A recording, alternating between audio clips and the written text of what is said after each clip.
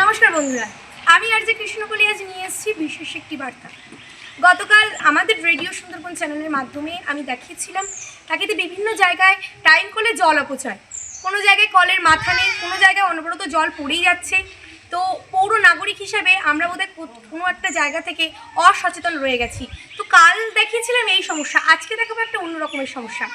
বর্তমানে আমি কিন্তু টাকিরই মেয়ে এবং বর্তমানে আমি টাকি ৫ নম্বর ওয়ার্ডে ঘোষবাবু পাড়ার বাসিন্দা। তো এই আমার শ্বশুরবাড়ি পাড়ায় যেটা প্রথম যে সমস্যাটা, আমি একটু ক্যামেরাটা ওইদিকে ঘোরাতে বলবো, জায়গাটা ঠিক এখানে টাকি কটেজ, যে টাকি কটেজে আমরা উঠি সেই কটেজ, এবং এই দিক দিয়ে অর্থাৎ সোমনাথ মুখার্জির ৫ নম্বর ওয়ার্ড। এটা এই যে জায়গাটা দেখছেন, এখানে একটা টাইম কল ছিল, সেই সাথে একটা টানা কল ছিল।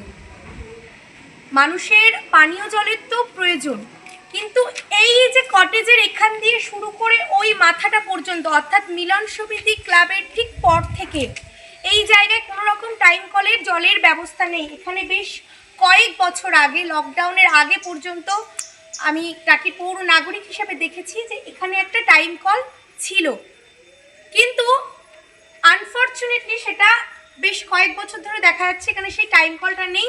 এখানকার যে টাকি ঘোষবাবু পাড়ার যে মানুষের যে একটা জলের যে একটা ব্যবস্থা বা জল নেওয়ার যে একটা মাধ্যম, তো এই জায়গায় দাঁড়িয়ে আমরা ৫ নম্বর ওয়ার্ডের বাসিন্দারা অর্থাৎ টাকি ঘোষবাবু পাড়ার এই চত্বরটায় ভীষণ একটা সমস্যা। এখানে কোনো টাইম কল নেই, মানুষ জল কিনে খাচ্ছে, টাইম কলের দীর্ঘদিনের এখানে ব্যবস্থা নেই।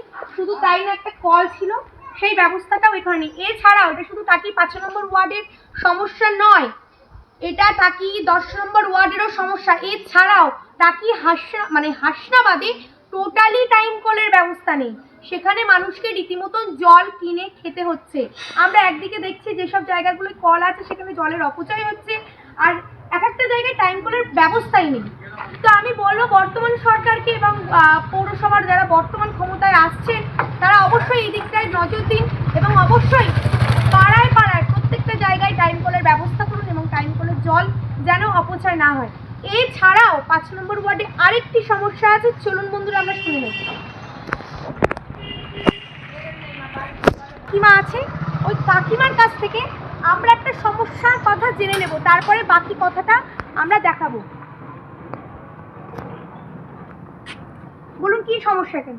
এখানে সমস্যা জলের সমস্যা। তার বৃষ্টি হলে বাড়িতে বেরোনো যায় না, জল সরার রাস্তা নেই, রাস্তা থেকে বা আমাদের ঘরের মধ্যে জল ঢুকে যাচ্ছে, রাস্তার জল ড্রেন নেই, জল যাওয়ার জায়গা নেই। বাট পার্টিকুলার ড্রেনটা কোন জায়গায় হওয়ার কথা যেখানে হলে আপনাদের সুবিধা? আমাদের সুবিধা এখান থেকে হবে। আচ্ছা, অর্থাৎ উনি দেখাতে চাইছেন ঠিক এই জায়গায়, অর্থাৎ এই যে রাস্তা, আমি ক্যামেরাটা একটু এদিকে নিয়ে আসতে বলবো, ঠিক এই যে রাস্তাটা, এই রাস্তায় একটা কোনো ড্রেন নেই। আমি পৌরসভার বর্তমানে যারা দায়িত্বে থাকবেন তাদেরকে আমি এই জায়গাটা একটু দৃষ্টি আকর্ষণ করার কথা বলবো। এখানে কোনো রকম ড্রেন নেই, এক হাঁটু জল থাকে, বৃষ্টি হলে, এবং বাড়িতে গিয়ে সেটা ওঠে। কাকিমা আপনি কি বলবেন, কি সমস্যা, কতদিন ধরে ভুগছেন এই সমস্যায়? আমার ৮-১০ বছর এই সমস্যা। আর টাইম কলটা ওখানে যেটা ছিল ওটা অনেক দিন নেই, অনেক দিন। তাহলে এই হচ্ছে ৫ নম্বর ওয়ার্ডের মূল দুটো সমস্যা। আমরা দেখতে পাচ্ছি একটা জায়গায় ড্রেনে প্রচুর পরিমাণে প্লাস্টিক ময়লা আবর্জনা ফেলে সেখানে ডেঙ্গু ম্যালেরিয়ার মতন রোগ জন্মাচ্ছে। টাকির এক একটা জায়গায় এইরকম ড্রেনে প্লাস্টিক আবর্জনা পড়ে আছে, সেটা দীর্ঘদিন পৌরসভার যারা দায়িত্বে আছেন তারা পরিষ্কার করেন না, সেটা আমি নেক্সট ভিডিওয় দেখাবো। কিন্তু আবার একটা জায়গায় আমরা দেখছি যেখানে কোনো ড্রেনের পরিষেবা নেই। আমি বর্তমান একজন পৌর নাগরিক হিসাবে বর্তমানে যারা পৌরসভায় যারা ক্ষমতায় থাকছেন বা থাকবেন তাদেরকে বলবো বিশেষ করে প্রত্যেকটা ওয়ার্ডের টাইম কল ড্রেনগুলোয় অবশ্যই নজর দিতে। নমস্কার বন্ধুরা।